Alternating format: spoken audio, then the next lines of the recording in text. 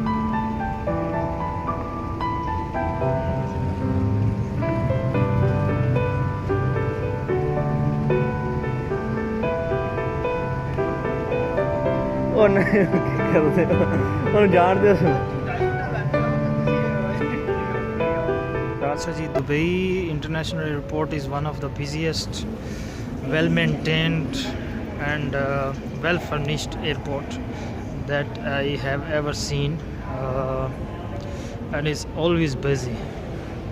अच्छा जी, Dubai international airport पे 2-3 चीज़ें ऐसी हैं जो कि बिल्कुल फ्री ऑफ कॉस्ट हैं। चाहे आप की कनेक्टिंग फ़्लाइट है तब भी, चाहे आप ओवर स्टे कर रहे हैं तब भी। जिनमें से एक ये चार्जिंग वाला सिस्टम है। आपके पास अगर चार्जर है तो आप अपना फ़ोन, टैबलेट, लैपटॉप वगैरह चार्जिंग पे लगा सकते हैं, कैमरा भी। और दूसरा फ्री वाईफाई है, 24 आवर्स जो है यहाँ फ्री वाईफाई आपको मिल जाता है। तो आप जब भी आएँ तो इन 2-3 चीज़ों से जो है भरपूर फ़ायदा उठाएं।